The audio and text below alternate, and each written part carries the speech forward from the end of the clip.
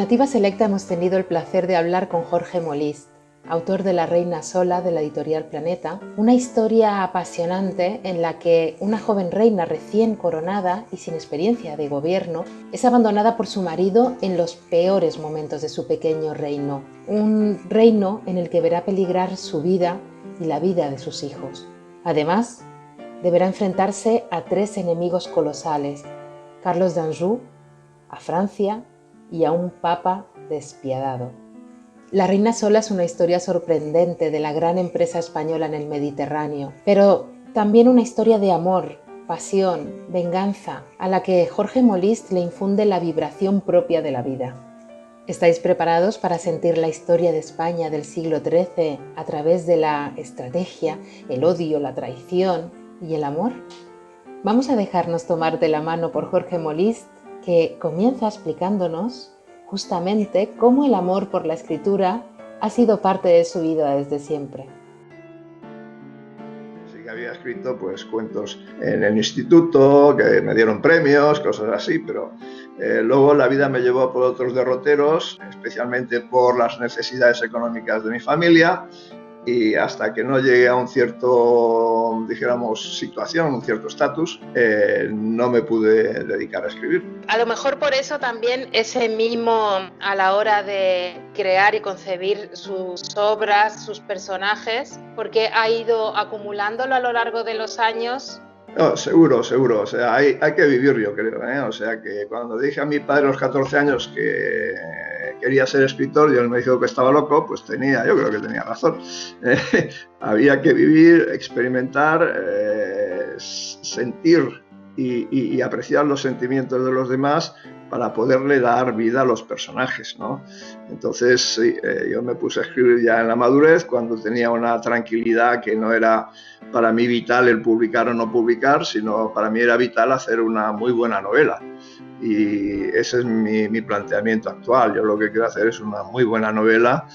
Disfruto escribiendo, disfruto investigando, y lo que pretendo es que mi lector disfrute tanto como he disfrutado yo, ni más ni menos. Pues lo consigue conmigo y con muchísimos lectores que así Muchas se lo gracias. manifiestan, porque sus novelas son vibrantes. Es una palabra que usted ha utilizado en un momento dado diciendo que la documentación es importante, pero viajar a los lugares, imaginarlos en esa época y sentir cómo vibran es igual de importante que esa documentación, y eso se transmite después en cómo usted relata todo lo que ocurre, cómo construye los personajes y cómo el lector lo siente vivo. Son novelas vivas. Sí, para mí es vital, y tengo una creencia de que lo que ocurre no ocurre en vano, y donde ocurre algo queda a pesar de los siglos, ¿no?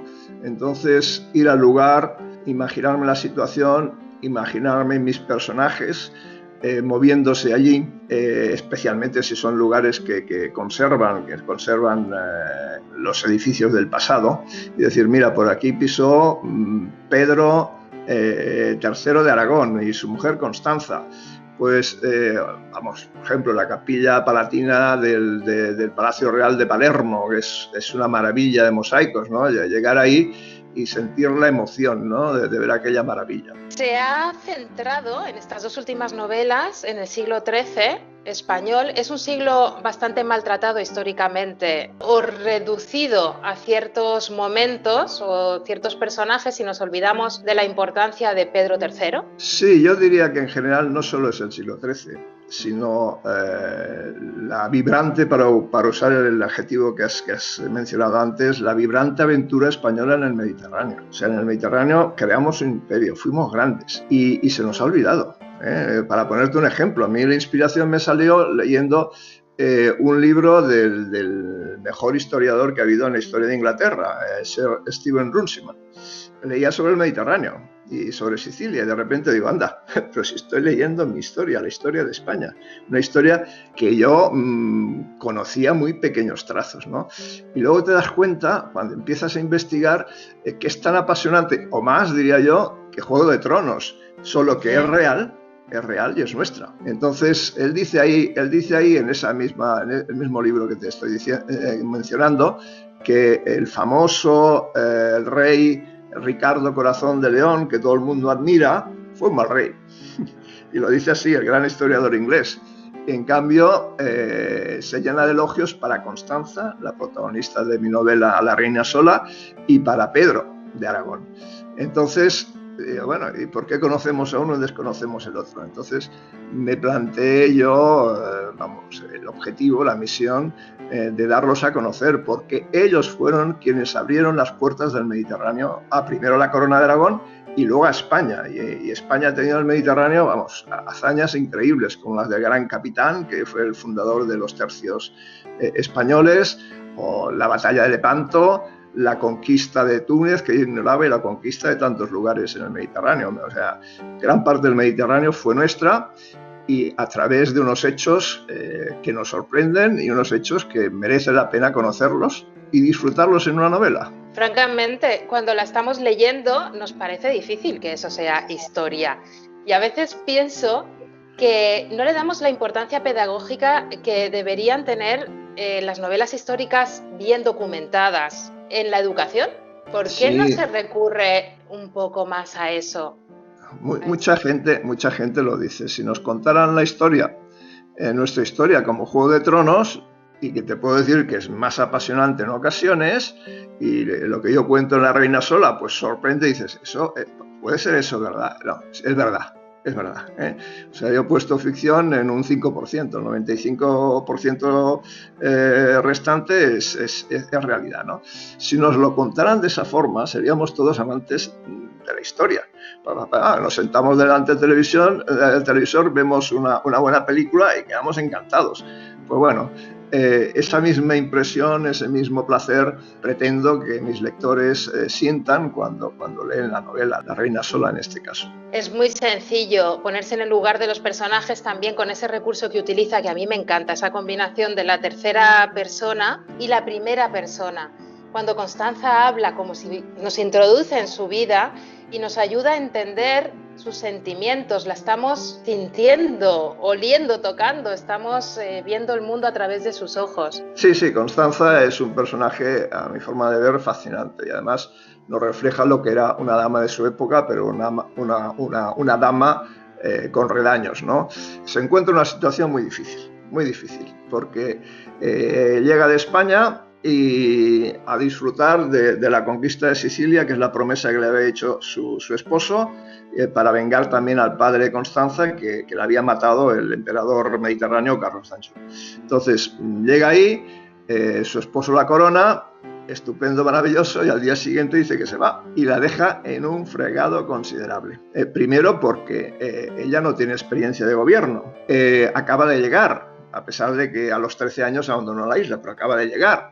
Y vamos, tiene ahí contrincantes enormes. O sea, dentro de la propia Sicilia tenemos conjuras palaciegas lideradas por una dama que es histórica y que nos sorprende hoy en día, no por la modernidad solo, sino por su audacia. Conjuras palatinas, revueltas que amenazan tanto su vida como la vida de sus hijos, pero no es solo eso, sino que además está en una guerra cruel contra los tres grandes poderes del siglo XIII. Uno era Francia, que para darnos una idea tenía 16 millones de habitantes, cuando toda la corona de Aragón llegaba solo al millón, o sea, 16 veces más fuerte.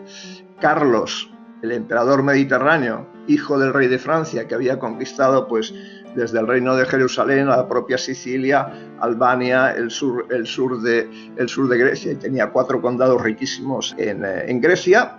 Y el Papa, era un Papa, bueno, muy poderoso, un Papa francés, más bien diría yo un fanático nacionalista francés. Y el Papa tenía unos poderes tremendos, tanto como para ordenar la excomunión de alguien, excomulgarlo, que era algo terrible, porque todos los juramentos de fidelidad en que se basaba el régimen feudal quedaban deshechos, y tenía unos recursos de dinero enormes que volcó contra los contrincantes de Constanza. O sea, eran tres gigantes que querían arrebatarle su pequeño reino a Constanza. Y Constanza tenía que defender eso también. Entonces, por eso la reina sola, ella se sentía sola y desamparada al principio de su reinado. Y por eso también fue una mujer excepcional. Totalmente, aunque contaba con Roger de Lauria, que estratégicamente fue un cerebro increíble. Esas estrategias navales que concebía también es un olvidado de la historia. También lo es. O sea, Roger de Lauria en ese momento era un almirante recién nombrado, sin experiencia como almirante. Tenía la confianza del rey Pedro, que luego hablaré de él, fue un personaje increíble en nuestra historia. Y Roger de Lauria luego demostró ser lo que era, el mejor almirante que hemos tenido en nuestra historia. Fue capaz de vencer en 6 grandes batallas navales, y algunas de ellas le doblaban en número. O sea, fue clave para la expansión en el Mediterráneo de la corona de Aragón. Y él admiraba a Pedro. Pedro, sin duda, yo creo que fue el rey más audaz y más atrevido que hemos tenido en toda la historia de España, porque atreverse a hacer lo que hizo, yo creo que ningún otro lo hubiera hecho. Y finalmente hay otro elemento que ayudó a la expansión de la corona de Aragón por el Mediterráneo, y fueron los almogávares. Los almogávares eran una especie de clan de guerreros nacidos y crecidos en nuestra Reconquista, que eran capaces de pasar cualquier penalidad para mantener su libertad, que estaban acostumbrados al monte a comer de hierbas y escarabajos si la cosa se ponía mala, vivían de sus rapiñas, y estos, con su grito de guerra que era Aragón, au, au, desperta cerro, causaron la sorpresa y el pánico en todo el Mediterráneo. Entonces, ellos fueron un elemento clave, y también son olvidados, porque si hoy en día decimos, oye, mira, que Atenas, la capital de Grecia, fue durante 100 años española. Decimos, ¿qué me dices? Es otro episodio que desconocemos. Y ellos crearon unos estados, los ducados de Neopatria y Atenas, al otro extremo del Mediterráneo, y que, duraron 100 años. O sea que todos esos elementos se combinan en la novela: el amor, el odio, la traición, la venganza, porque para mí los hechos históricos son importantes, pero creo que los sentimientos en una novela son más, son lo que realmente te hace sentir lo que sienten los personajes, son lo que realmente te engancha. Y bueno, y todo ello lo he querido verter en La Reina Sola, que de momento estoy muy contento por las primeras reacciones que tengo. Es una novela que penetra en ti y luego te deja reflexionando sobre muchísimos temas. También algo que nos suelen contar es el papel de la mujer en el siglo XIII, que no contaban, que no existían, que eran sumisas. En cambio tenemos a 3 mujeres. Constanza Escaleta, maravillosa, que a veces pienso, cuando pienso en ella, en la reina Margot, un poco, algunas pinceladas por la sensualidad, el utilizar las armas de la erótica, ese poder que tiene esa gran jugadora de ajedrez. Y Suria, que es la salvaje, la que escapa para ser libre del yugo de esa sumisión que tenían a los señores, y más siendo mujer. Son 3 mujeres que podrían ser una, en realidad, dependiendo de la circunstancia que le toca vivir. Y 3 mujeres valientes. ¿Podía ser así en el siglo XIII? Yo creo que eran bastante distintas, pero 2 de ellas son estrictamente históricas. Y la otra es histórica, pero tenemos que de los almogávares no se conservan nombres, pero sabemos que sus mujeres luchaban. Y nos lo dicen los cronistas Ramón Montaner. Y esta Suria, una mujer que luchaba con armas de hombre, porque su físico se lo permitía, y que estaba dispuesta a conquistar su libertad si era necesario con sangre, y que nadie le ordenara, sino como iban los almogávares, que negociaban si participaban en algo o no. Y las otras 2 sí son estrictamente históricas. Yo diría que Constanza era una mujer de su tiempo, una mujer religiosa que igual hubiera pasado su vida teniendo hijos, y que ya tuvo 6, ¿no? Teniendo hijos y cuidando de ellos, y de que continuara la estirpe, que era, dijéramos, la misión que se le encomendaba a las mujeres de esa época, pero su marido la pone en tal brete que tiene que sacar lo que tiene dentro. Tiene que sacar lo que tiene dentro. Es una situación muy difícil para un hombre, para una mujer, para quien sea. Y vemos que de una joven temerosa, inexperta, con miedo, al principio vemos ese personaje que crece. Y luego Macalda, que has mencionado, la baronesa Escaleta, alcalde de Escaleta, baronesa de Ficarra. Ese es un personaje histórico que hoy en día nos sorprende. Dice, bueno, ¿cómo una mujer del siglo XIII se podía, para empezar, jugar al ajedrez y ser campeona de ajedrez? Segundo, como tenía su propio dominio, tenía sus tropas y le gustaba cabalgar delante de sus tropas con sus armaduras y espadas, y había participado en hechos de sangre, sin más. Pero es que su otra faceta, que es la más fascinante, es precisamente esa, la faceta de seductora. O sea, estaba acostumbrada a rendir a sus pies a cualquier hombre. Y su propósito es ser reina. Es quitarse de en medio a Constanza y ser ella reina porque cree que se lo merece. Ella ha luchado contra los franceses vertiendo sangre y Constanza acaba de llegar. Y porque sea hija de rey, eso no cuenta. Ella se considera con unos méritos más importantes, ¿no? Yo creo que es un personaje fascinante. Los tres lo son tres mujeres muy fuertes, pero además luego de lo que he estudiado en la historia, te digo que encajan perfectamente con papeles que tuvieron mujeres en esa época. O sea, vamos, dos de ellas están en las crónicas y la tercera está en la crónica que escribió Ramón Muntaner, con los hechos de armas de las mujeres en Oriente. Las mujeres almogávares, cuando sus hombres salían y se iban a 12 días de distancia a matar a enemigos y a saquear y se quedaban solas, bueno, hay un hecho concreto, ¿no? Que vinieron los bizantinos y los genoveses, dijeron, esta es la nuestra, vamos a arrasar la ciudad almogávar, que era Galípoli, y vamos a por ellos, que solo quedan las mujeres. Y nada menos que 25 galeras, que era una fuerza formidable. Fueron contra la ciudad de Galípoli, defendida prácticamente solo por mujeres.